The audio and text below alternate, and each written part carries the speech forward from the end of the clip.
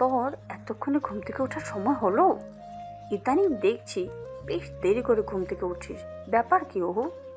রাত জেগে জেগে কারোর সাথে ডেট করা হচ্ছে নাকি? কি সব আবোল তাবোল কথা বকছো তোমরা? তোমরা কি জানো না আমি কেমন মেয়ে? আমার ব্যাপারে তোমরা কখনো খারাপ মন্তব্য শুনেছো? না, তা শুনিনি। যাকে বাদ দে, ডেট ফেট যে বাইরে মানুষের সাথে করছিস, আমরা কখন বললাম নারে আসবি? একদম একদম। বাইরের লোক না আবার তাহলে কে? আরে ভেতরের লোক কারা? না রে, কিছু না, এমনি বস বস। এখানে বৃষ্টি হবে হয়তো আবারও। আজ বৃষ্টিতে ভিজবো কিন্তু পাক্কা। ঠিক আছে। আচ্ছা ওহু, তোর হঠাৎ সর্দি কিভাবে লাগলে? তুই বৃষ্টিতে ভিজেছিস নাকি? ওহু ঢুক গেলে। আরে না না না, এমনি একটু শরীর খারাপ, এই আর কি। ও আচ্ছা আচ্ছা। শিফা আপু ওহুকে তুমি শুধু জিজ্ঞেস করছো কেন? ওর তো এমনি শরীর খারাপ হয়েছে। আবরু ভাইয়ারও শরীর বেশি একটা ভালো না, ওনারও তো সর্দি লেগেছে। ওহু এবার ধরা খেয়ে যাওয়ার সাথে সাথে বিরক্ত হয়ে যায়, তাই কর্কশ ভাষায় সংলাপ করে। শিফা আপু, তোমাকে আব্রু ভাইয়া ডেকেছে মহলের ছাদে, কি যেন কথা বলবে। বলছে 5 মিনিটের ভেতরে যেতে তাড়াতাড়ি। এখনই ডেকেছে? কিন্তু কেন? বলতে পারি না, তুমি তাড়াতাড়ি যাও, নয়তো পরে আমাকে বকবে।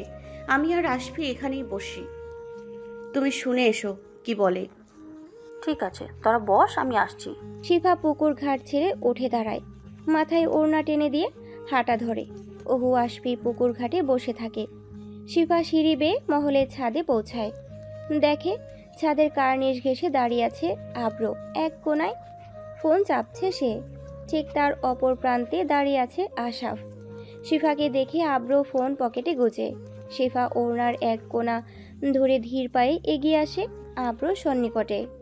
কি হয়েছে ভাইয়া, আপনি আমায় ডেকেছেন?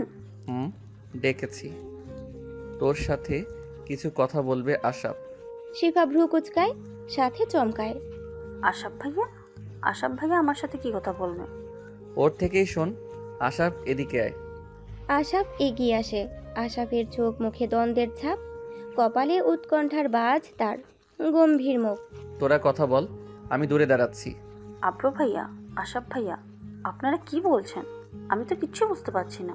আব্রু কোনো জবাব দেয় না। শিফা আশাফের থেকে দূরে সরে আসে। ছাদের অন্য কোনায় গিয়ে কার্নিশ ঘেঁষে দাঁড়িয়ে থাকে আব্রু। মহলের বাহিরে তাকিয়ে পুকুর ঘাটের দিকে চেয়ে থাকে। শিফার উদ্বিগ্ন কণ্ঠস্বর। আশাফ ভাইয়া, কি কি বললেন আপনি? আমি বুঝতে পারছি না। আশাফ কোনো উত্তর দেয় না, রক্তিম চক্ষুদয়ে চেয়ে চোয়াল চেপে ধরে তাকিয়ে থাকে তার প্রিয়বতীর দিকে এক দৃষ্টিতে চেয়ে। শিফা পুনরায় আওড়ায়। আশাফ ভাইয়া বলুন না। আশাফের গম্ভীর মুখে স্পষ্ট জবাব, এক বাক্য। উইল ইউ ম্যারি মি শিফা? শিফা বিস্ময়কর চাহনিতে অবরুদ্ধ করে আশাফকে, ভ্রজোড়া কুচকে বুলি ছুড়ে। এসব কি বলছেন আপনি? আমার সাথে মজা করার জন্য আপনারা আমাকে ডেকেছেন? শিফা, আমি কোনো ফান করছি না, আম সিরিয়াস। অ্যান্সার দাও আমার প্রশ্নের, কুইক, ফাস্ট। শিফা ভ্রু নাচিয়ে হেসে ওঠে। If you don't mind Ashaf ভাইয়া, আমার মনে হচ্ছে আপনি সত্যি পাগল হয়ে গেছেন। নয়তো নিজের বোনের সাথে কেউ এরকম মজা করে? আশাফ চোখ মুখ ডলে, দুই ভ্রুয়ের মাঝে বুড়ো আঙ্গুল ঘষে, ভার কণ্ঠে শুধায়। শিফা, আমি কোনো মজা করছি না। কতবার বলবো তোকে আমি তোকে বিয়ে করতে চাই? Because I love you very much. আমি তোকে ভালোবাসি শিফা, আমি তোকে ভালোবাসি, বুঝলি? আর কতবার বললে বিশ্বাস করবি? চিৎকার করে বলবো? তুই শুনতে চাস? আমি তোকে ভালোবাসি শিফা, আজ থেকে নয়, সেই ছোট্ট থেকে, বুঝলি? বল না, বিয়ে করবি আমায়? শুধু একবার বল, দেখ আমি কি করি। তোকে কিচ্ছু করতে হবে না, তোকে বলতেও হবে না, ভয় পাস না, কেউ তোকে কিচ্ছু বলবে না। আমি সব দোষ নিজের ঘাড়ে নিয়ে নিব, তুই শুধু একবার হা বল। আশাফ থামে। শিফা ভয়ঙ্কর ভাবে আটকে ওঠে, দু কদম পিছিয়ে যায়, কাঁপতে থাকে থরথর করে। আশাফ পুনরায় চাপা কণ্ঠে আওড়ায়। বল না শিফা। শিফা কাঁপা কাঁপা কণ্ঠে জবাব করে। আমি আমি আপনাকে বিয়ে করতে পারবো না আশাফ ভাইয়া। কেন শিফা, আমার মধ্যে কি সমস্যা আছে, কি কমতি আছে? কেন বিয়ে করতে পারবি না আমায়? বল না। রাগ করেছিস তুই এভাবে জিজ্ঞেস করায়? আশা ভাইয়া, আপনার আপনার মাঝে কোনো কমতি নেই, কোনো সমস্যা নেই, কিন্তু কিন্তু তবুও আমি আপনাকে বিয়ে করতে পারবো না, কারণ আমি ডক্টর আশ্বিনকে ভালোবাসি। আশা বুকের বাম পাঁজর চেপে ধরে, হৃৎপিণ্ড কেঁপে ওঠে দৈবাত। গলায় সব কথা এসে আটকে যাচ্ছে, বলতে পারছে না মুখ ফুটে। থমকে থমকে জিজ্ঞেস করে, তুই এবার আমার সাথে মজা জুড়েছিস তাই না? দেখ সিফা, মজা করিস না। আমার খুব কষ্ট হচ্ছে রে সিফা, আমার বুকে চিনচিন ব্যথা করছে। শিফার চোখে জল চলে আসে আশাফের আহাজারি শুনে, কিন্তু সে তো নিরুপায়। সে তো কোনো মিথ্যা বলছে না, আর না মজা করছে। কিভাবে মানাবে সে আশাফকে? ভাইয়া, আপনি শান্ত হন আপাতত, আমি কোনো মজা করছি না, আপনি শান্ত হন। এখন আমরা এই বিষয়ে পরে কথা বলবো। তুই তুই তুই যা এখান থেকে। শিফা আশাফের দিকে চেয়ে থাকে, ঝোঁক গিলে ধীর পায়ে পিছু ফোটে দূরে সরে আসে। দরজার কাছে আসতেই দৌড় লাগায় দ্রুত। যাওয়ার আগে পিছন ফিরে আশাফের দিকে একবার তাকায়। আশাফের নজর থেকে আড়াল হতেই আশাফ ধপ করে ফ্লোরে পড়ে যায়। বুকের বাঁ পাশ চেপে ধরে। পড়ে যাওয়ার আওয়াজ শুনে আব্রু পিছন ফিরে তাকায়। আব্রু নজর রুদ্ধ হয়ে যায় আশাপ, বলে চিৎকার দিয়ে দৌড়ে ছুটে আসে আব্রু। ফ্লোরে হাঁটু গেড়ে বসে ফ্লোর থেকে আশাফের মাথা তুলে আব্রুর হাতে বন্দি করে। আশাফের মুখ ঝাঁকিয়ে বারবার আহাজারি করতে থাকে আব্রু। এই আশাপ, কি হয়েছে তোর? আশাপ, আশাপ ওঠ না। এই আশাপ, আশাপ। কিন্তু আফসোস, আশাপ আর ওঠে না আর। আশাপ তোতলাচ্ছে, এক দৃষ্টিতে আব্রুর দিকে চেয়ে আছে। আব্রুর হাত মুষ্টিবদ্ধ করে কিছু বলতে চাইছে, তবে পারছে না সে কিছু বলতে। কি করে বলবে তার প্রিয়বতী যে তার মুখের ভাষা কেড়ে নিয়েছে? আশাফের মুখ দিয়ে লালা বের হচ্ছে, বারংবার চোখ নিভে যাচ্ছে। অবস্থার অবনতি দেখে আব্রু পকেট থেকে এক হাতে ফোন বের করে অন্য হাতের বাঁধনে আশাফকে ধরে রেখেছে। আলিনা খানের ফোনে কল করে আব্রু। কিছু সময়ের মধ্যে তিনি কল রিসিভ করেন। হন্তদন্ত হয়ে আব্রু প্রশ্ন ছুড়ে, আম্মা কই আপনি? আমি তো মহলে আছি। কেন, কি হয়েছে? তোর কণ্ঠস্বর এমন শোনাচ্ছে কেন? তুই কোথায় আব্রো? আম্মা, আমি মহলের ছাদে আছি। আপনি মালিক চাচারে নিয়ে জলদি ছাদে আসেন, জলদি আম্মা। আলিনা কিছু বলতে চাওয়ার আগেই আব্রু কল কেটে দেয়। পকেটে ফোন গুজে পুনরায় আশাফকে মুখ ঝাঁকিয়ে আব্রু আওড়ায়, আশাপ, আশাপ, এই শালা তোর কি হয়েছে? আশাপ, আশাপ কথা বল। কিন্তু আশাফ কোনো প্রত্যুত্তর দেয় না। আব্রুর আহাজারির মাঝে বাধা হয়ে দৌড়ে ছাদে ছুটে আসেন আলিনা খান, সাথে আরও অনেকজন। আশাফকে এই অবস্থায় দেখে ওহুর ফুপি যান চিৎকার দিয়ে ওঠেন। আশাফ বলে দৌড়ে ছুটে আসেন, হামাগুড়ি দিয়ে ছেলেকে বুকের সাথে মিশিয়ে নেন। বাবা তোর কি হয়েছে? এই আসপা চোখ খোল, কথা বল বাবা। আশরাফের কি হয়েছে আব্রো? আশরাফ কথা বলছে না কেন? ওর মুখ দিয়ে ফেনা বের হচ্ছে কেন? আম্মা, আমি কিছুই জানি না কি হয়েছে, হঠাৎ করে মাথা ঘুরাই পড়ে গেল। ওরে মহলের ভিতর নিয়ে চলেন, ডক্টর ডাকতে হইব। মালিক চাচা এদিকে আসেন, ওরে ধরেন। আম্মা, ফুপি আপনারা সরেন, ওরে মহলের ভিতর নিয়ে যাব। মালিক চাচা আর আব্রু দুজনে পাজা গোল করে আশাফকে মহলের ভিতরে নিয়ে যায়। আশাফের কক্ষে নিয়ে আশাফকে শুইয়ে দেয়। বালতি এনে মাথায় পানি ঢালছে ওহুর আম্মিজান। আব্রু ইতিমধ্যে ডক্টরকে কল করে দিয়েছেন। পুকুর ঘাটে বসে থাকা ওহু আশফির সন্নিকটেও এই খবর পৌঁছে গেছে। তারা দ্রুত ছুটে আসে অন্দরমহলে। শিফা আগ থেকেই অন্দরমহলেই উপস্থিত ছিল। ওহু আশফি এসে শিফার হাত ঝাঁকিয়ে প্রশ্ন ছুড়ে, কি হয়েছে শিফা আপু? আশাফ ভাইয়ার? আমি জানি না কি হয়েছে। আমি কি করে জানবো? আমি আমি কি জানি? তুমি এরকম ভাবে কাঁপছো কেন আপু? তুমি ঠিক আছো? ঠিক আছে, চল এখান থেকে যাই আমরা। কোথায় যাব আপু? এখানে আশাফ ভাইয়া অসুস্থ আর তুমি ছুটে পালাচ্ছ। আচ্ছা, তোমাকে আব্রু ভাইয়া কেন ডেকেছিল ছাদে? এই ওটা অন্য একটা ব্যাপারে কথা বলার জন্য। আচ্ছা তোর থাক, আমি বাইরে যাই। ওহু আশফি কিছু বলার পূর্বেই শিফা হেঁটে চলে যায়। শিফা প্রচণ্ড ভয় পেয়েছে আশাফের এই পরিস্থিতি দেখে, যার দরুন নিজেকে এসবের থেকে আড়াল করে চলেছে। কিন্তু ওহু আশফি এই কেমিস্ট্রি বুঝতে পারল না।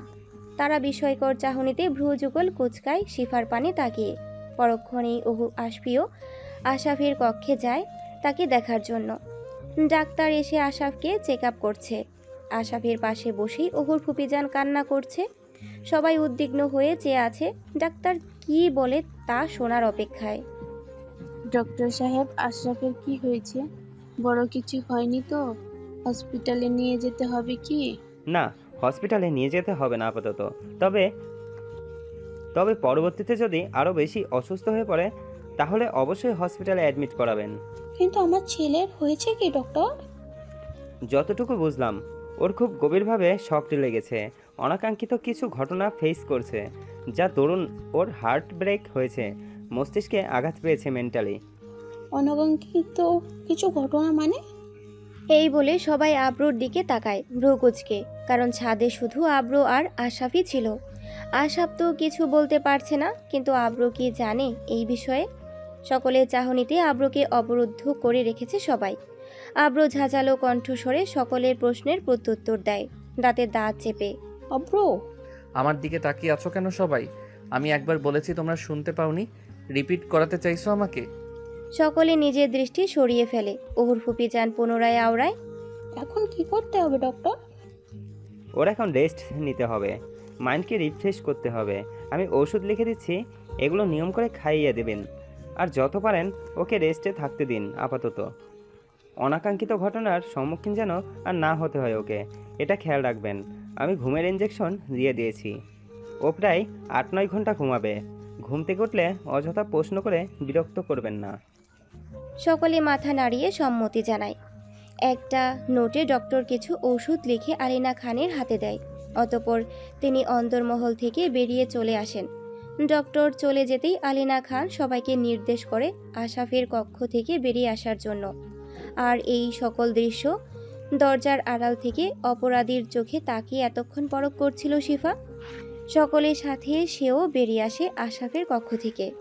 আব্রু কাউকে না জানিয়ে ডক্টরের সাথে বেরিয়ে যায় মহল থেকে। বৃষ্টি স্নাত সন্ধ্যা, সময় 7:45। ওহু কোচিং শেষ করে বাড়ি ফিরেছে। কোচিং আরও আগেই শেষ হয়ে গিয়েছিল, তবে বৃষ্টির কারণে আটকে পড়েছিল। ড্রাইভারকে ওহু ইচ্ছে করেই ফোন করেনি। আজ অনেক দিন পর মহলের বাহিরে এসেছে একা একা। ভার্সিটি কোচিং অনেক মিস হয়ে গিয়েছে এতদিন, যার দরুন আজকে এই বৃষ্টি স্নাত সন্ধ্যাকে ওহু একটু উপভোগ করতে চাইছে। আবার ভয়ও লাগছে এক সন্ধ্যার কথা মনে করে, যেদিন বখাটে ছেলেগুলো ওহুকে তাড়া করেছিল।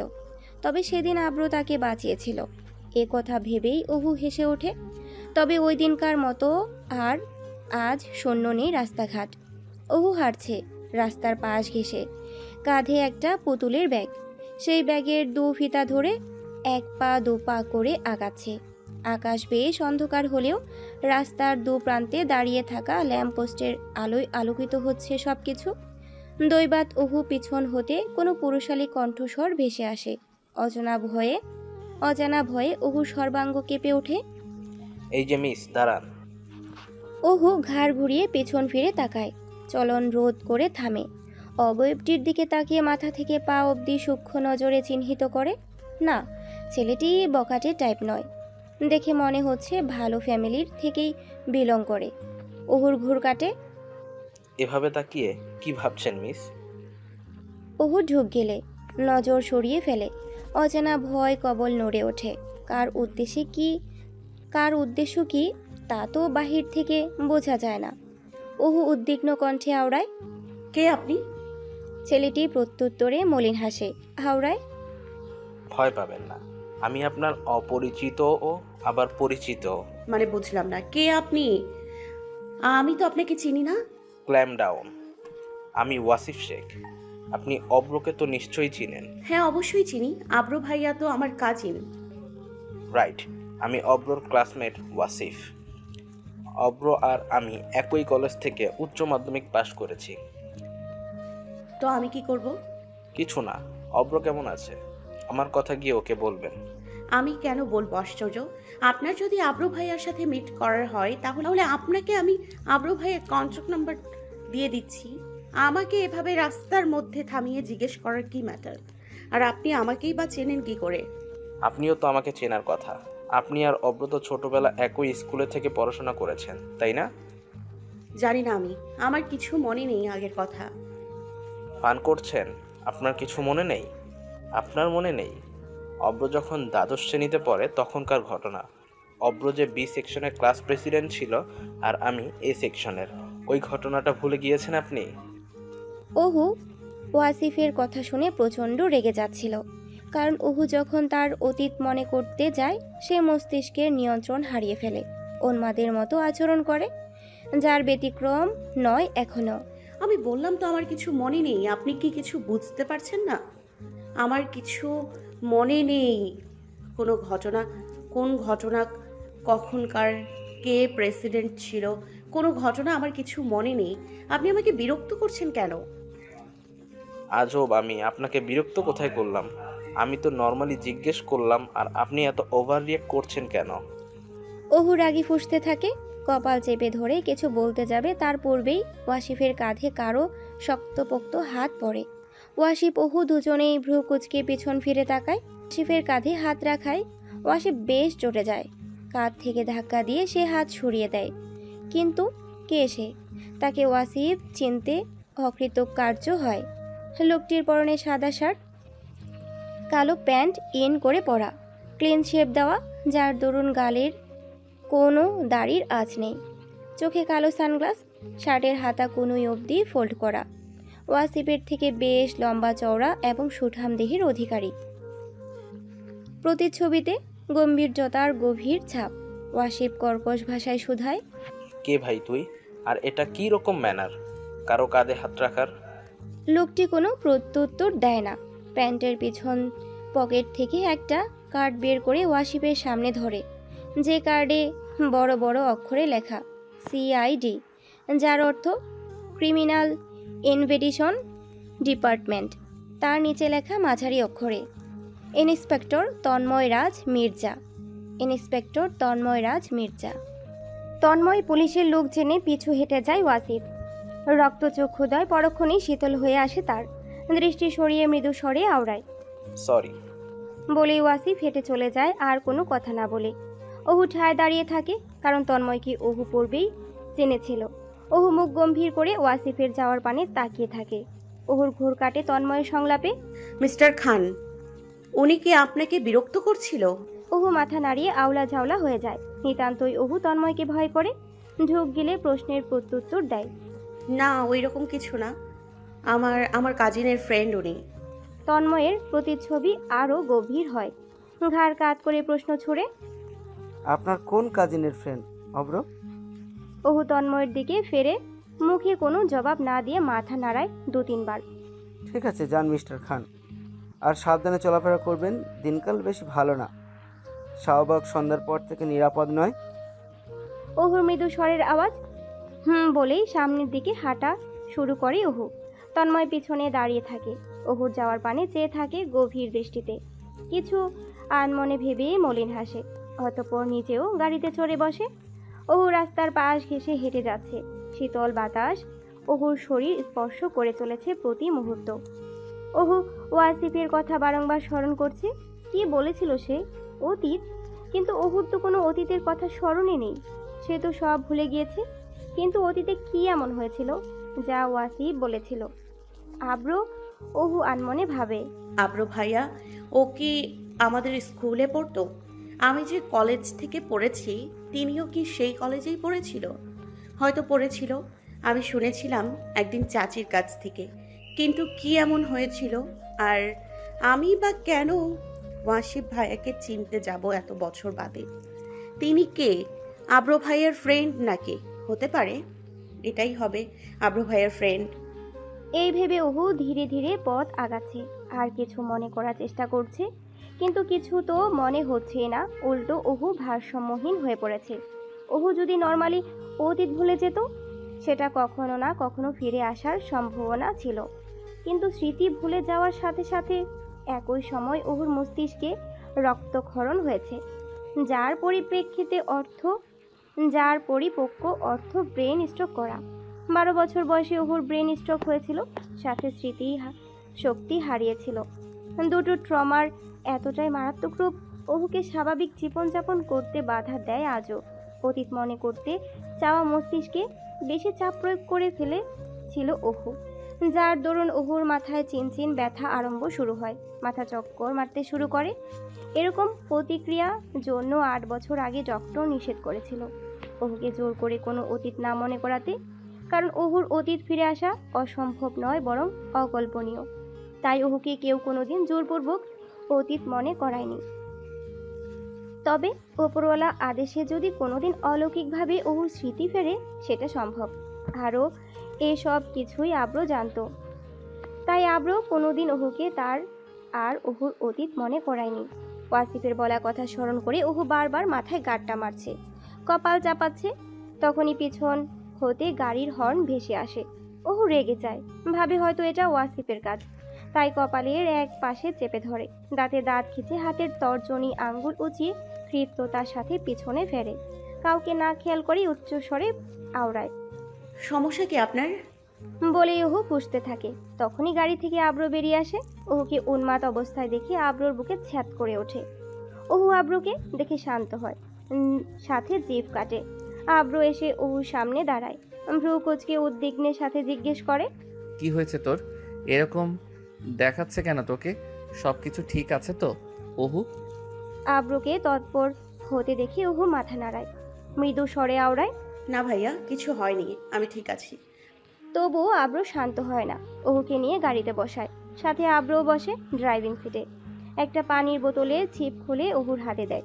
অহু ঝকঝক করে পানি গিলে আব্রো ধীর গতিতে গাড়ির স্টিয়ারিং ঘোরাতে থাকে। বারংবার অহুর দিকে ফিরে তাকাচ্ছে। অহুকে আব্রো ড্রাইভিং সিটের পাশেই বসিয়েছে। অহু পানি পান করে, সিটে হেলান দিয়ে বসে, চোখ বন্ধ করে ধীরে ধীরে নিঃশ্বাস নিতে থাকে। বেশ কিছু সময় পর অহু আওড়ায়, আব্রো ভাইয়া, ওয়াসিফকে। অহুর মুখ থেকে ওয়াসিফের নাম শুনে আব্রো চলন্ত গাড়ি ব্রেক কষে। অহু আঁতকে ওঠে, আছোয়া থেকে বসে আব্রোর দিকে ভ্রু কুঁচকে তাকায়।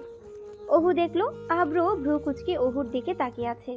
অহু ভরকে যায়, ঝুঁক গেলে পরপর আব্রো গম্ভীর কণ্ঠে, এই কথা তুই কেন জিজ্ঞেস করছিস?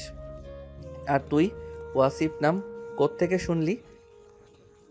ওই একটু আগে কোচিং থেকে আসার সময় রাস্তায় উনি আমাকে আটকায়, বলে ওনার নাম নাকি ওয়াসিফ, তিনি নাকি আমাকেও চেনে, আপনার সাথে একই কলেজে পড়েছে। আমি ভেবেছি উনি আপনার কলেজ ফ্রেন্ড, আপনার ফ্রেন্ড হয় নাকি উনি? আব্রো উচ্চ স্বরে হেসে ওঠে। গাড়ির স্টিয়ারিং ঘোরাতে ঘোরাতে হাসতে হাসতে নিঃশ্বাস আটকে আসে আব্রোর। অহু চমকায়, সে হাসার কি বলেছে এখানে? আপনি হাসছেন কেন? হাসবো না? তুই বলেছিস হাসার মতো কথা। কি বললাম আমি? কিছুই তো বুঝলাম না। আব্রো মলিন হাসে। অহুর মাথায় চুল আওলা ঝাওলা করে আওড়ায়, আমার কোনো বন্ধু নেই, আমি বড্ড একা, বড্ড একা রে। আপনার লাইফে কোনো বন্ধু নেই? আপনার এটা কি আদৌ সম্ভব? আপনার বন্ধু নেই কেন আব্রো ভাইয়া? কেউ কি আপনাকে ঠকিয়েছে? আব্রো মাথা নত করে ফেলে, এক গাল হাসে, সাথে দীর্ঘশ্বাস ফেলে। অহুর দিকে তাকিয়ে থাকা মাথা ঝুঁকায় প্রত্যুত্তর দেয়, হ্যাঁ, আমার লাইফের সবচেয়ে কাছের বন্ধুই আমাকে ঠকিয়েছে, ভীষণভাবে চিট করেছে আমার সাথে, তাই আমিও তার সাথে চিট করেছি। ওহু বুঝতে পারলো না আব্রো তার কথাই পরোক্ষভাবে উল্লেখ করেছে। ওহু বিস্ময়কর দৃষ্টিতে তাকিয়ে প্রশ্ন ছুড়ে আব্রোকে, মানলাম একজন ঠকিয়েছে, কিন্তু আপনার কি আর বন্ধু ছিল না? না, ছিল না, আজও নেই, কেউ আর হয়তো আমৃত্যু কোনোদিন হবে না। ওহু আব্রোর কথা শুনে চুপসে যায়। স্বরে আসে আব্রো সন্নিকট থেকে। কিছুক্ষণ বাদে ওহু আবার প্রশ্ন করে, ওয়াসিফ ভাইয়া বলেছিল আপনার সাথে কলেজ লাইফের একটা ঘটনা, সেখানে হয়তো আমিও এন্ট্রিমেট হয়েছিলাম। আপনি ক্লাস প্রেসিডেন্ট ছিলেন, কি ছিল সেই ঘটনা? আমার তো কিছু মনে নেই, আপনি বলুন না। আব্রো চোয়াল জোড়া শক্ত করে চেপে ধরে দাঁতের সাথে। বারবার ওয়াসিফ নাম ওহুর মুখ থেকে শোনায় আব্রো ভিতরে ভিতরে অনেক পড়ছে, কিন্তু সেই অনুভূতি ওহুর সামনে প্রকাশ করতে চাইছে না, নতুবা ওহুকে আঘাত করে ফেলবে আব্রো। তাই ওহুর প্রশ্নের কোনো জবাব না দিয়ে আব্রো গাড়ি ড্রাইভ করার দিকে মনোযোগ দেয়। ওহুও ছাড়ার পাত্রী নয়, পুনরায় প্রশ্ন করে বসে, বলুন না আব্রো ভাইয়া, আমি শুনতে চাই। আব্রো এবার চেতে যায়, ঝাঁঝালো কণ্ঠে শুধায়, যদি জানতে চাস, শুনতে চাস, তাহলে সব শোন না। একটা ঘটনা জেনে কি করবি? তোর জন্ম থেকে ভুলে যাওয়া অবধি যা ঘটেছে সব ঘটনা জান, সব ঘটনা শোন। ওহু এবার চুপসে যায়, মাথা নত করে ফেলে। ওহু দৃষ্টি সরিয়ে বাহিরের দিকে তাকিয়ে থাকে, মুখে হাত চেপে ধরে। আব্রু বুঝতে পারে ওহু অভিমান করেছে, যার দরুন আব্রু আর ওহুকে কিছু বলে না। আব্রু তো ওয়াসিফকে পরে দেখে নেবে, কিন্তু তার জন্য ওহুকে হার্ট করা যাবে না। আব্রু অবগত ওহুর পরিস্থিতি সম্পর্কে। ওহুকে উদ্দেশ্য করে আব্রু মৃদু স্বরে আওড়ায়, আমি ক্লাস 1 থেকে 12 অবধি প্রতি ক্লাসেই ক্লাস প্রেসিডেন্ট ছিলাম, কেউ আমাকে নড়াতে পারেনি। ওয়াসিফ আমার বন্ধু নয়, বরং বলতে পারিস ও আমার প্রতিপক্ষ ছিল। স্টুডেন্ট অব দ্য ইয়ারের একটা বাস্কেটবল ইভেন্টে ওর সাথে আমার বড় একটা ঝামেলা হয়। আমি রেগে গিয়ে ওয়াসিফের কাঁধে কলম ঢুকিয়ে দিয়েছিলাম, যার জন্য আমাকে কলেজ থেকে সাসপেন্ড করা হয়েছিল। আব্রু থামে, শ্বাস ছাড়ে। ওহু আব্রুর দিকে ফিরে তাকায়। ওহু কোনো জবাব করে না। দুজনে চোখাচোখি হয়, তবে কেউ চোখ সরায় না। আব্রু ধীর গতিতে গাড়ি চালাতে থাকে। বাইরে বৃষ্টির মৃদু সুবাস, অন্ধকারাচ্ছন্ন মেঘলা আকাশ। কখন জানি বিনা বাধায় গড়িয়ে পড়ে বাদল ধারা। ওহু আব্রু দুজনেই নিশ্চুপ।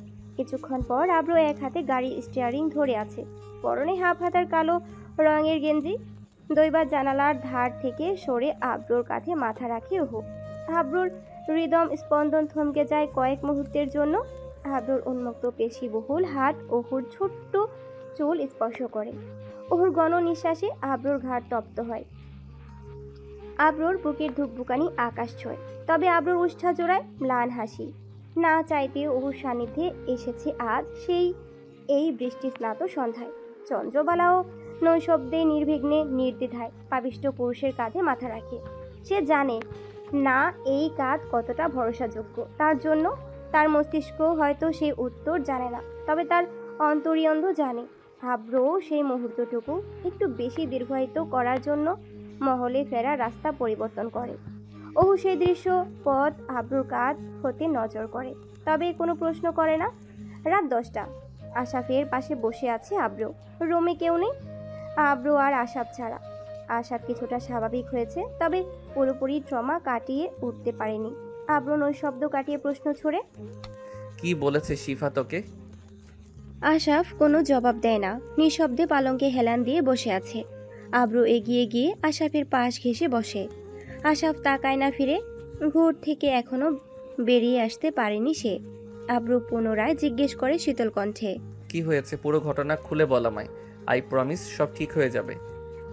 আশাফ কিঞ্চিত ঘাড় কাত করে তাকায়, চাপা কণ্ঠে শুধায়, সব কিছু ঠিক করে দিতে পারবি?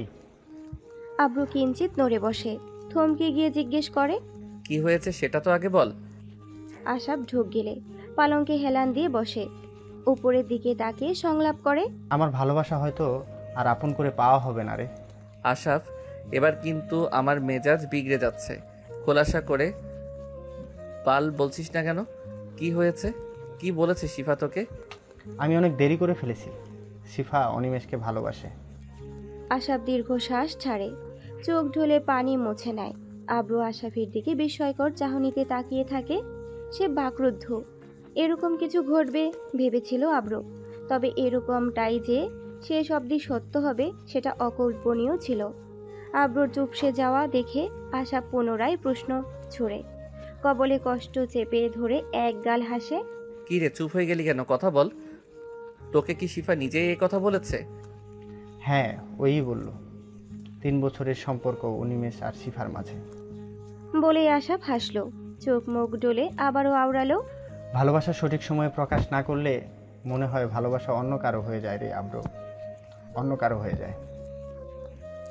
আমি শিফারে না পাইলে আমিও বাঁচবো না, গলায় ফাঁসি দেবো আমি। আব্রু আশাফের কাঁধে একটা ধাক্কা দেয় সজোরে। আশাফ কাত হয়ে পড়ে যায়। আব্রু বসা থেকে উঠে জাজালো কণ্ঠে আওড়ায়, আঙ্গুল উঁচিয়ে, পাগল হয়ে গেছিস নাকি তুই? কি সব আবল তাবল বলছিস? দ্বিতীয়বার এই কথা উচ্চারণ করলে আমি নিজেই তোর গলায় ফাঁস দিব, মনে রাখিস। আশাফ নিজের মাথা চুল মুঠো করে ধরে, কপাল চাপড়ায়, উচ্চ স্বরে আওয়াজ করে ওঠে, তুই বুঝবি না আব্রু, তুই বুঝবি না। তুই কি করে বুঝবি আমাকে? তুই কি করে বুঝবি?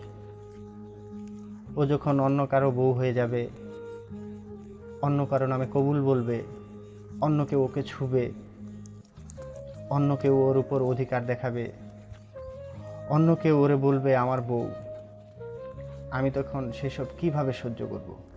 কিভাবে বল না? তুই কি পারবি?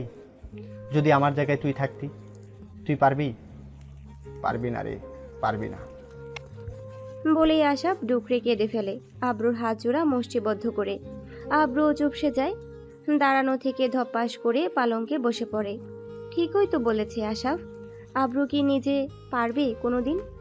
এই মুহূর্ত সহ্য করবে তো দূর, আব্রু তো ভাবতেই পারবে না।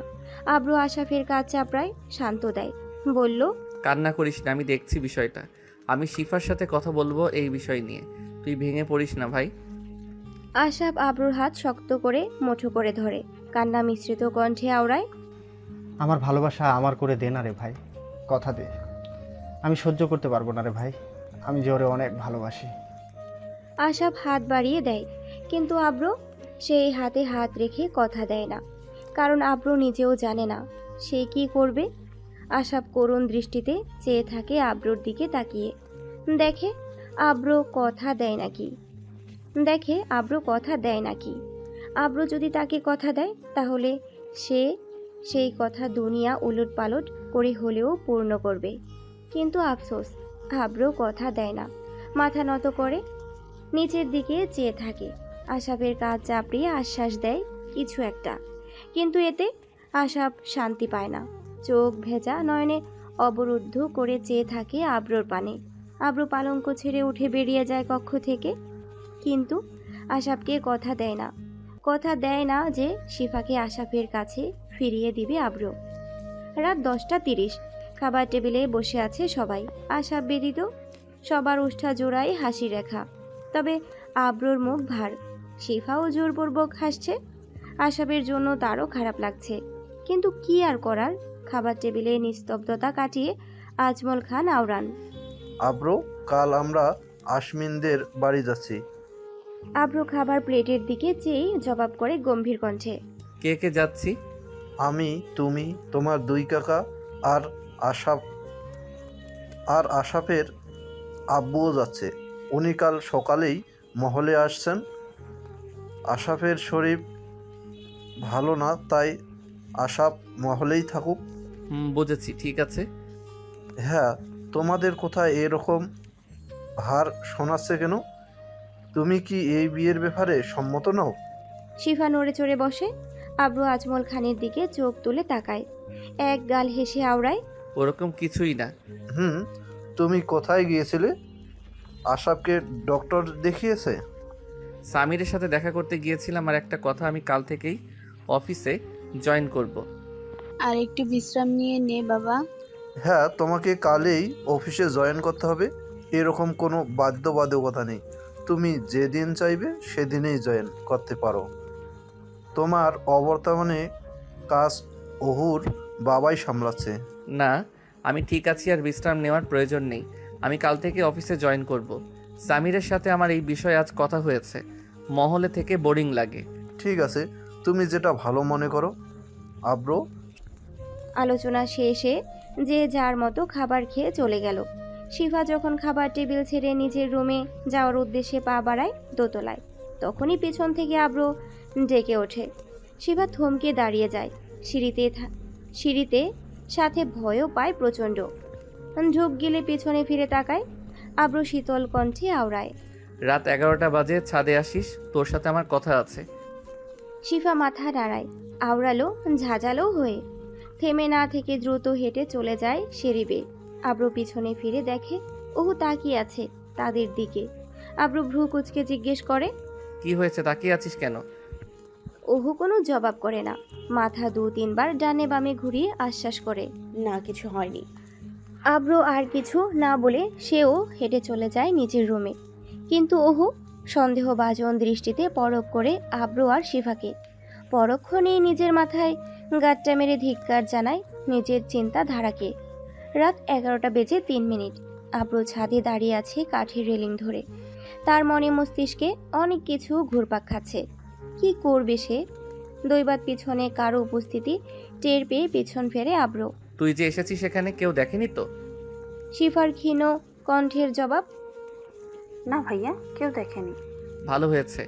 আশাফকে তুই কি বলেছিস?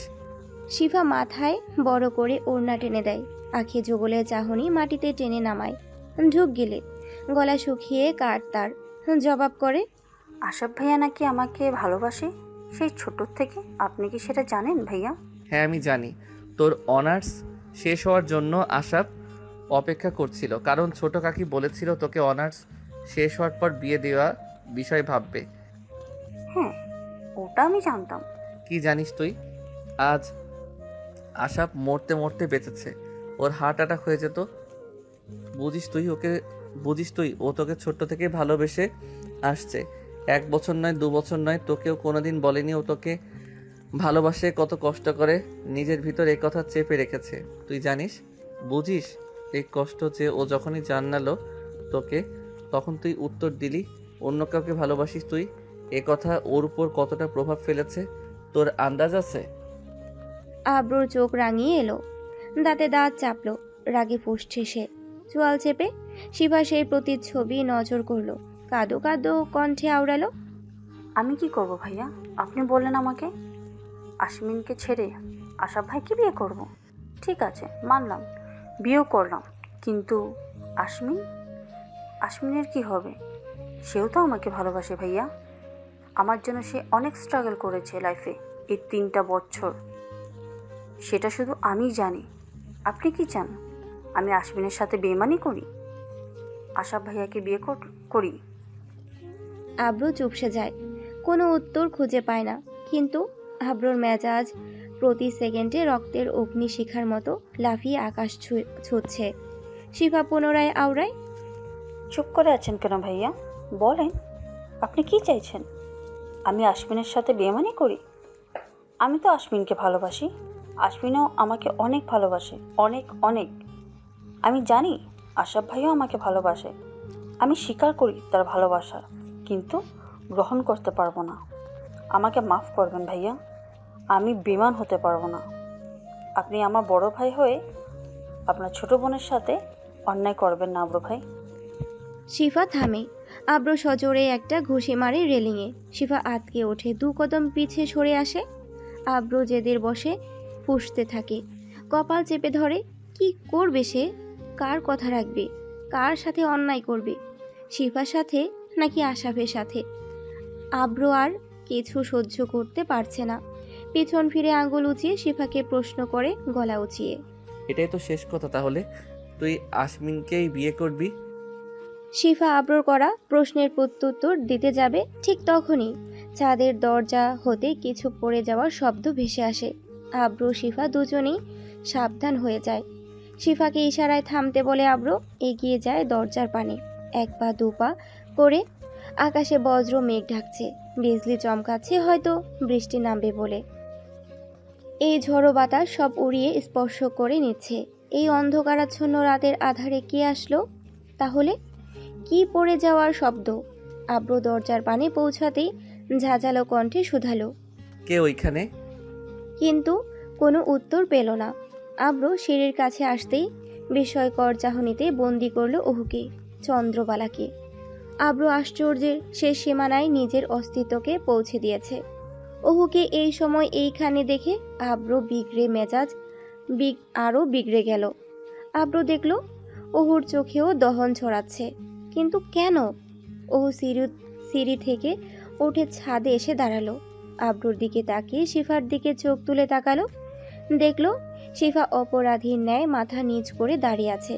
অহুর বেসামাল মন ভুল বুঝলো, বলল, ও তাহলে এসব চলছে এখানে? আব্রু ভ্রু কুচকালো, দাঁতে দাঁত চাপলো। এভাবে আব্রুর মেজাজ অনেক বিগড়ে আছে। তবুও দমাতে চাইলো আব্রু নিজেকে, আওড়ালো, কি বলতে চাস তুই? আর এত রাতে এখানে কি করছিস? অহু একগাল হাসলো, গম্ভীর কণ্ঠে আওড়ালো, আমি আশায় সমস্যা হয়েছে বুঝি, কিন্তু আপনি এখানে কি করছেন, তাও শিফা আপুর সাথে? আব্রু রেলিংয়ে সজোরে চেপে ধরলো নিজেকে দমাতে, দাঁতে দাঁত চেপে ধরলো। আমি এখানে কি করছি তা তোকে বলার প্রয়োজন নেই। তুই কোন সাহসে এত রাতে এখানে আসলি? অহুর ঠোঁট বাঁকালো, তাচ্ছিল্যের সাথে আওড়ালো, তাই তো, আমাকে কেন বলতে যাবেন? এবার বুঝলাম কাল আপনি বারণ কেন করেছিলেন শিফা আপুকে আংটি পরাতে, যখন বলেছিল আজ খাবার টেবিলে কেন মুখ ভার করে বসেছিলেন যখন বড় চাচা বলল কাল আশমিন ভাইয়াদের বাড়ি যাবে? সব বুঝলাম আমি। বাহ বাহ বাহ বাহ। আব্র বাগরুদ্ধ, ঢোক গিলল সে অহুর কথা শুনে। চোখ রাঙিয়ে শুধু তাকিয়ে থাকলো তার চন্দ্রবালার দিকে, কিন্তু কিছু বলার শক্তি পেল না। আব্রুর ঘোর না কাটতেই অহু আবারও কর্কশ ভাষায় সংলাপ করলো। ছি, আপনাকে দেখে আমার ঘৃণা হচ্ছে, ঘৃণা। আপনার তলে তলে এই পরিকল্পনা ছিল? কি নোংরা চিন্তা ভাবনা আপনার! আসলেই বাহবা, বাহবা দেওয়ার যোগ্যতা রাখে আপনার। আব্রু আর শুনতে পারল না, হাত উঠে গেল তার।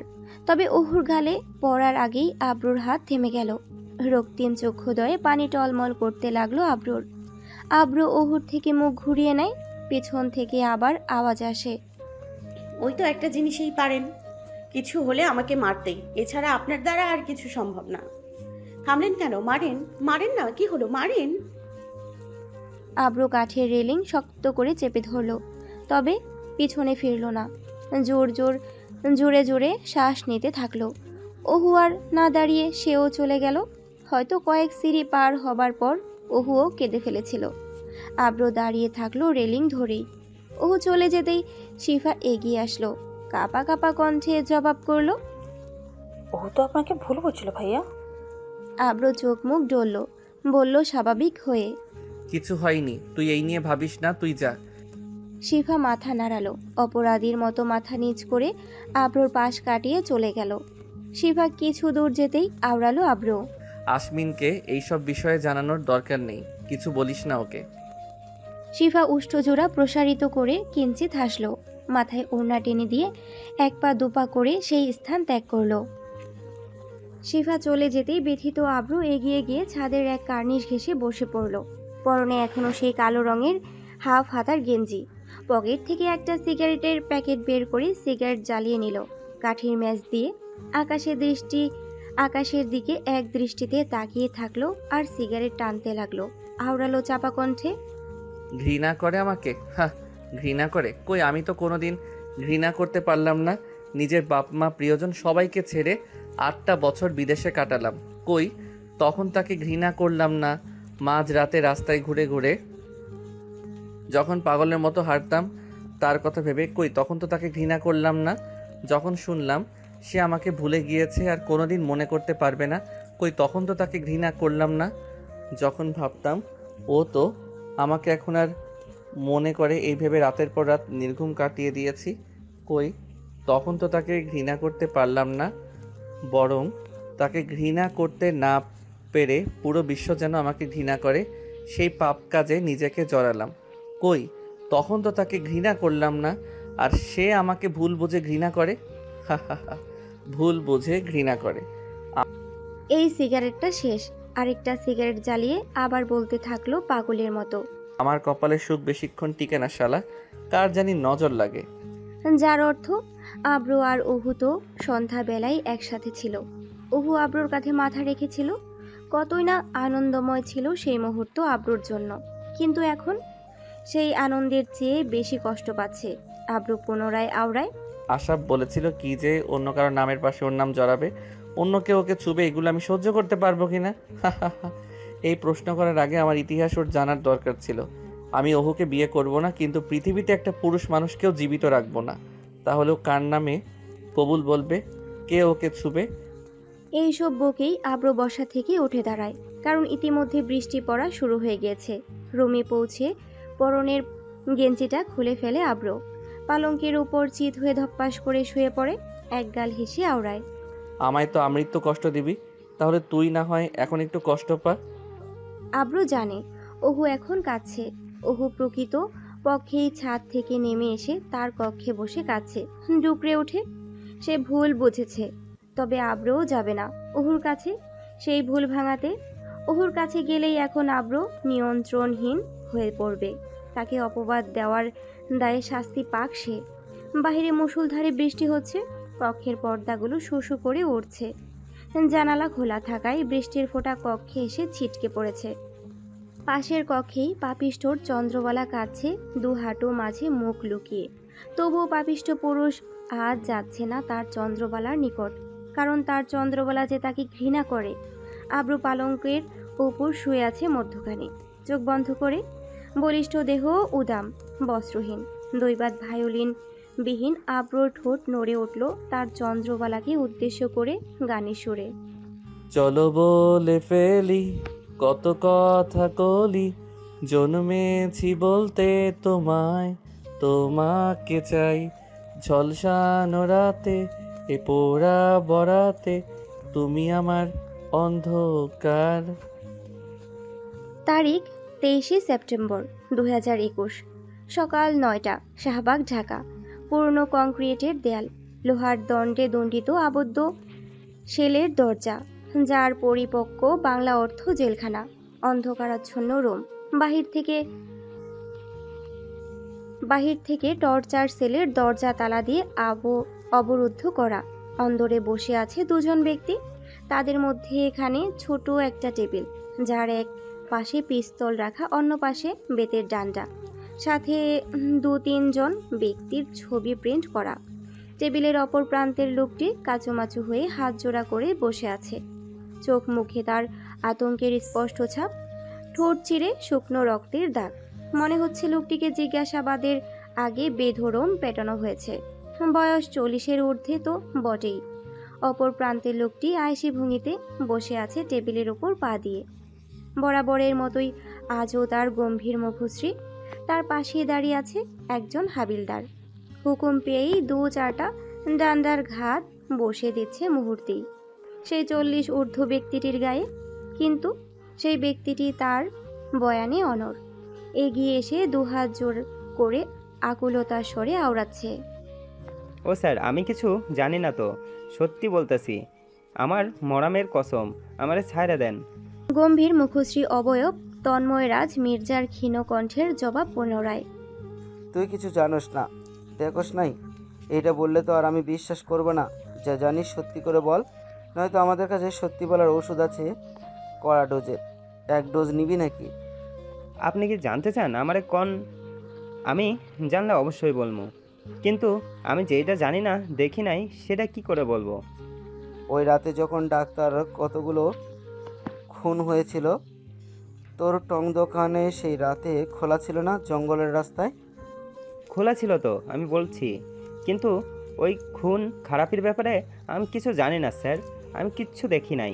আমি তো আমার দোকানেই বইসা ছিলাম, গুড়ি গুড়ি বৃষ্টি হইতেছিল বলে। এখানে যে ডাকাতগুলোর ছবি আছে, তুই তো ওদের চিনস তাই না? নাকি ওদেরও চিনস না? আমি চিনি ওদের। ওরা প্রায় আমার টং দোকান থেকে আইসা পান আর বিড়ি নিয়ে যায়। ওই দিন রাতেও আইছিল সেলিম বিড়ি নিতে। রাত 11টা থেকে 1টার ভিতরে ওদের দুজনের খুন হয়েছে। তোর দোকান থেকে কিছুটা ভিতরের জঙ্গলের ভিতরে আমরা এদের লাশ পাইছি। একজনের মাথা পুরো দেহ থেকে আলাদা করা ছিল, অন্যজনের জিহ্বা বা কাটা ছিল। ওরে খুব নৃশংসভাবে খুন করেছে। এত কিছু হয়ে গেল আর তুই কোনো টেরই পেলি না, কোনো চিৎকার কিংবা ধস্তাধস্তির আওয়াজ তো শুনলি না। এটা কিভাবে হয়?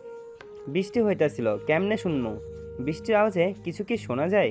সাথে শিয়াল কুত্তার আওয়াজ তো আছেই। আমি কিছু জানলে মিছা কথা কম কেন?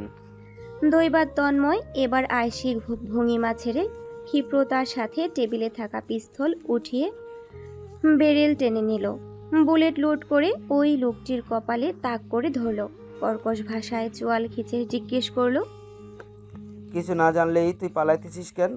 ওইদিকে আমাদের দেখে সত্যি কথা বল, নয়তো পিস্তল লোড করা আছে, টিকার চেপে তোর কপাল ঝাঁঝরা করে দিব এক্ষুনি। কালকে রাতে ছাদে ঘটা কাহিনী ঘুমের মধ্যে পুনরাবৃত্তি মনে করে ধপ্পাস করে ঘুম থেকে উঠে পড়ল ওহু। হাঁপাচ্ছে সে। বাজে স্বপ্ন দেখলো বলে এই।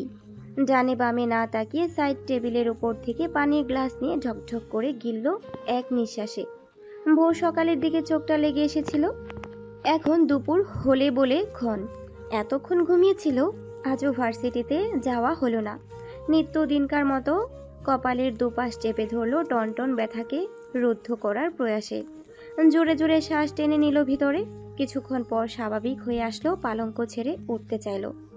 শরীর থেকে কাঁথা সরাতেই যাবে, পরক্ষণেই সামনে তাকাতেই দেখল পালঙ্কের এক কোণে বসে আছে শিফা।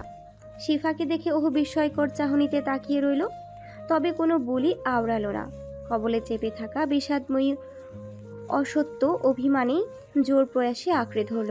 শিফাকে এড়িয়ে পালঙ্ক ছেড়ে নেমে দাঁড়ালো। দৈবাত পিছু হতে শিফার গম্ভীর কণ্ঠের আওয়াজ ভেসে আসলো, ওহো এখানে বস, তোর সাথে আমার জরুরি কথা আছে। ওহু শুনল, তবে বসলো না পালঙ্কে। শিফাকে উপেক্ষা করে রুম থেকে বেরিয়ে যেতে লাগলো। ওহুর হাত পিছন থেকে টেনে ধরল শিফা, অতঃপর জোরপূর্বক টেনে নিয়ে পালঙ্কে বসালো। শিফা পরখ করলো ওহুর চোখ মুখ ফুলে আছে ভীষণ, হয়তো ছাদ থেকে এসে সারা রাতই কান্না করেছে। ওহু বিরক্তিকর সাথে শিফার থেকে ঝটকা মেরে হাতের বাঁধন ছাড়িয়ে নিল। শিফা মলিন হাসল। ওহুর সাথে তার ছোট্ট থেকে বরাবর বিরোধিতা ছিল। ওহু যে কি পরিমাণ দুষ্ট ছিল সেটা শিফার থেকে কে ভালো জানে। আর সেই নালিশ আলিনা খানের সন্নিকটে পৌঁছে দিত শিফা, আর সেই নালিশ থেকে ওহুকে বাঁচিয়ে নিয়ে আসতো আব্রু। ওহু মুখ ঘুরিয়ে নিল শিফার থেকে। ওহু অন্য পাশ ফিরে চাপা কণ্ঠে আওড়ালো, এখানে কেন এসেছো শিফাপু? আমি তোমার সাথে কোনো রাগ করে নেই। শিফা হাসলো ভীষণ। ওহুর পিছন থেকে উঠে সামনে এসে বসলো। ওহুর নাক টেনে হাসতে হাসতে আওড়ালো, তুই রাগ করবি? এরকম কোনো কিছু করেছি নাকি আমি? হ্যাঁ, অযথাই ভুল বুঝলি তুই আব্রু ভাইকে। ওহু জবাব করলো না, কষ্ট চেপে রেখে ঝোঁক গিলল। ওহুর নিকট থেকে উত্তর না পেয়ে শিফা আবারও আওড়ালো, শুন ওহু, আমার আর আব্রু ভাইয়ের মাঝে কোনো সম্পর্ক নেই। আব্রু ভাই আমার বড় ভাইয়ের মতো, আর আমি ওনার কাছে ছোট বোনের মতোই। তুই কাল রাতে যা দেখেছিস তার পিছনে অন্য কাহিনী লুকিয়ে আছে। ওহু শুনতে চাইলো না বললেও ভুল হবে, বরং বিশ্বাস করতে চাইলো না। পালঙ্ক ছেড়ে উঠল। এসব শোনার তার কোনো ইচ্ছে নেই। শিফা আপু, আমি কিছু শুনতে চাই না। কোনো কিছু প্রুভ করার দরকার নেই আদৌ। আমি বাইরে যাব। বলেই ওহু চলে যেতে লাগলো হনহন করে। দরজার কাছে পৌঁছাতেই বেড়াতে যাবে, ঠিক তখনই পিছন হতে আওয়াজ আসলো, আমি আব্রু ভাইকে নয়, আসমিনকে ভালোবাসি। এই উক্তিটি শোনা মাত্রই ওহুর চলন গতিরোধ হলো। হৃৎপিণ্ডের স্পন্দন যেন আকাশ ছুল ওহুর। বিশ্বাস করতে চাইল না যেন। ভ্রুকুচকে পিছন ফিরে তাকালো। ওহুর চাহনি দেখে শিফা মাথা দুলালো যে, হ্যাঁ, এটাই সত্যি। তোর বিশ্বাস হচ্ছে না তো, তাই না? এদিকে আয়, আমি তোকে আমার আর আসমিনের ছবি দেখাচ্ছি। বলেই শিফা নিজের হাতে থাকা ফোন ঘাঁটতে লাগলো। ওহু ঠেই ওখানেই দাঁড়িয়ে রইল। বারংবার তার চোখের পাপড়ি নিভছে আর জ্বলছে, গলা শুকিয়ে কাট তার। শিফা পালঙ্ক ছেড়ে উঠে ওহুর নিকট গিয়ে দাঁড়ালো। ফোন থেকে কিছু ছবি বের করে ওহুর সামনে তুলে ধরলো। ফোনের স্ক্রিনে ভাসছে শিফা আর আসমিনের হাস্য উজ্জ্বল ছবি। পরপর অনেকগুলো ছবি দেখালো ওহুকে। ছবির নিচে ছোট্ট অক্ষরের টাইম আর ডেটটাও লেখা। দেখলি তো সত্যিটা, এবার বিশ্বাস করবি না? আমার আর আসমিনের মাঝে 3 বছরের সম্পর্ক। আর তুই কি ভেবে বসলি ওহো? আমার আর আসমিনের বিষয়ে নিয়েই আমি আব্রু ভাইয়ের সাথে কথা বলছি, কিছু অন্য কথা যেটা আমি বাড়ির অন্য কাউকে জানাতে চাইছি না, এমনকি তোকেও না। বিষয়টা জানাজানি হলে হয়তো আমার আর আসমিনের বিয়েটা হবে না। তুই তো জানিস আমাদের পরিবারের সম্পর্কে। আমাদের পরিবারে যে নিজ পছন্দে বিয়ে করার বৈধতা নেই। ওহু মাথা নিচ করে ফেললো সত্যিটা জেনে। বাকরুদ্ধ সে। কুকড়ে উঠল অনুতপ্ত বোধের যন্ত্রণায়। বাম পাঁজর চেপে ধরল মুহূর্তেই। চোখ লাল হয়ে আসছে তার। নিজের চিন্তাধারাকে ধিক্কার জানালো। ছি ছি। উন্মাদ হয়ে দরজার পাশে থাকা ফুলদানি তুলে আছড়ে ফেলল ওহু। শিবা আটকে উঠল। মাথার চুল মুঠো করে ধরল, ফুঁসতে থাকলো সে। জোরে জোরে টেনে শ্বাস নিতে থাকলো। মাথার দুপাশ চেপে ধপাস করে বসে পড়ল মেঝেতে। শিবা হাঁটু গেড়ে বসে শান্ত করতে চাইল ওহুকে, কারণ ওহুর মানসিক অবস্থা সম্পর্কে শিফা অবগত। ওহু, শান্ত হতোই, কিচ্ছু হয়নি তো বলেই নিজের বুকের সাথে ওহুকে মিশিয়ে নিল শিফা। ওহু ডুকরে কেঁদে উঠল। বোনের কোলে মুখ লুকিয়ে হাউমা করে কাঁদতে লাগলো শিফা বুঝলো ওহুর মানসিক অবস্থা ভালো নেই। প্রয়োজনের চেয়ে বেশি রিয়াক্ট করেছে, নিয়ন্ত্রণহীন হয়ে পড়েছে। কিন্তু কেন? শিফা ওহুর মাথায় হাত বুলিয়ে সান্ত্বনা দিতে থাকলো। বেশ কিছু সময় বাদে ওহুর কান্না কিছুটা দমল। অহু গলা উঁচিয়ে তাকালো শিফার মুখশ্রী পানে। শিফা মুচিয়ে হাসলো। অহুর চোখ মুখ ডলে পানি মুছে দিল। কপালের চুলগুলো কানের পিছনে গুজে দিয়ে আওড়ালো। তুই যে অন্য কাউকে অপবাদ দেওয়ার দায়ে সত্যিটা জেনে অনুতপ্ত বোধ করছিস, ওইটাই অনেক। কিচ্ছু হয়নি পাগল মেয়ে। আব্র ভাই মহলে ফিরলে ওনার কাছে গিয়ে ক্ষমা চেয়ে নিস, কেমন? তাহলেই সব ঠিক হয়ে যাবে। অহু কান্না মিশ্রিত কণ্ঠে জবাব করলো, আব্র ভাই কোথায় এখন আপু? আব্র ভাইয়া অফিসে গেছে সকালে। শুনলি না, কাল রাতে বলল আজ থেকে অফিস জয়েন করবে। অফিস শেষে চাচা ফুফা সবাই আবার আশমিনদের বাড়ি যাবে। ফিরতে ফিরতে ওই রাত হবে। তুই চিন্তা করিস না। ফুপা এসেছে? এসেছে সকালবেলায়। তিনি তো তোকে খুঁজেছিল, কিন্তু তুই তো ঘুমিয়েছিলি। নিহা আর আশফি এসে তোকে কত ডাকলো, তুই উঠলিই না। একটু আগে চাচাদের সাথে বের হয়ে গেছে আশমিনদের বাড়ি যাবে বলে। আপু, আব্র ভাইয়া কি আমাকে ক্ষমা করবে? আমি তো অনেক আজে বাজে কথা বলেছি ওনাকে। শিফা অহুর নাক টেনে দিল, দুগাল ছুঁয়ে ছোট্ট বোনকে আশ্বাস দিল, তোকে উপেক্ষা করবে আব্র ভাই। এরকম স্পর্ধা আজও ওনার হয়েছে বলে মনে হয় না। অহু ভ্রু কুচকায়, স্বাভাবিক হয়ে বসে, ঠোঁট উল্টিয়ে প্রশ্ন ছুড়ে, কেন আমাকে উপেক্ষা করতে পারবে না উনি? আব্র গাড়ি থেকে সবেমাত্র নামলো পাটোয়ারি হাউজে। অফিস থেকে সোজা আশমিনদের বাড়িতে এসেছে আব্র। আজমল খান সহ বাকি সকলেই কিছুক্ষণ আগেই এসেছে খান মহল থেকে। তারা পাটোয়ারি বাড়ির ভিতরে আছে। আব্র অফিস থেকে আসায় একাই এসেছে লোকেশন ট্র্যাক করে। গাড়ি থেকে নেমে পরনের ব্লেজারটা খুলে ত্রিকোণ করে হাতে নিল আব্র। বেশ গরম পড়েছে, মধ্য দুপুরের প্রদাহ বলে কথা। পরনে সাদা শার্ট ঘামে ভিজে বলিষ্ঠ দেহের সাথে একেবারে লেপ্টে আছে। কপাল বে ঘামের বিন্দু বিন্দু ফোঁটা চিকচিক করছে। আশমিনদের বাড়ির ভেতরে ঢুকছে না আব্র। বাড়িতে ঢোকার মধ্যে রাস্তায় দাঁড়িয়ে ফোন করছে কাউকে অনেকক্ষণ যাবৎ। ফোনের স্ক্রিনে ভাসছে মাঝারি অক্ষরে লেখা তার নাম, ডেভিড ফার্নান্দেস। ডেভিডের সাথে কিছু জরুরি কথা আছে আব্রোর, তাই এই ব্যস্ত সময়েও অপেক্ষা করে তাকে কল করছে। তবে ডেভিড সেই কল তুলছে না। অনেকবার কল করার পর অবশেষে ডেভিড সেই কল রিসিভ করে। কি ব্যাপার ডেভিড, আমি তোমাকে কতক্ষণ ধরে কল করছি, তুমি রিসিভ কেন করছো না? অপর প্রান্ত থেকে মাতাল ঘুরের কণ্ঠ ভেসে আসে ডেভিডের মৃদু আওয়াজে, সরি ব্রো, আমি বিজি নাও। আব্রু কান থেকে ফোনটা তুলে মুখের সামনে আনে একবার, ভ্রু কুচকায়, সাথে হতবম্ব হয়ে আওড়ায়, তোমার আশপাশ থেকে এরকম অ্যাডাল্ট সাউন্ড আসছে কেন? তুমি কি পার্সোনাল টাইম স্পেন্ড করছো? ইয়া। আব্রু চোয়াল জোড়া শক্ত করে বুলি আওড়ায়, ড্যাম ইট, তাহলে ফোন কেন রিসিভ করলে? এখনো ননসেন্স একটা। বলেই আব্রু ফোন কেটে দেয়। মেজাজটা মুহূর্তেই বিগড়ে যায় আব্রুর। ভাবে ভুল সময় কল করে ফেলেছে ডেভিডকে। আর অপেক্ষা না করে দ্রুত হেঁটে পাটোয়ারি হাউজে প্রবেশ করে আব্রু। বাড়িতে ঢুকতেই আশমিনদের সাথে সাক্ষাৎ আব্রুর। আশমিন আব্রুকে জড়িয়ে ধরে হ্যান্ডশেক করে। আপনি যে আলাদা আসলেন মিস্টার খান? আব্রু ম্লান হেসে সহসা উত্তর দেয়, আমি অফিস থেকে এসেছি আর বাকিরা সবাই মহল থেকে এসেছে, তাই দেরি হয়ে গেল। বাকিরা সবাই কোথায়?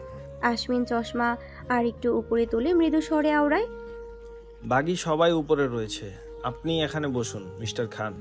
চা খাবেন নাকি কফি? আব্রু আশমিনের সাথে সোফায় বসে ড্রয়িং রুমে। একজন মেয়ে সে আব্রু আর আশমিনকে কফি পরিবেশন করে।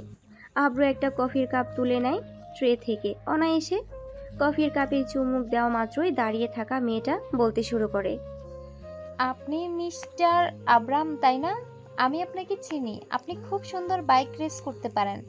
1 মাস আগে আপনি যে টিআরসির মোড়ে একটা বাইক রেস করেছিলেন এবং উইন হয়েছিলেন সেই রেসে, আমি সেখানে ছিলাম। আপনার অ্যাক্সিডেন্টের নিউজও পত্রিকায় দেখেছি। আপনাকে অনেক ভালো লাগে, অনেক।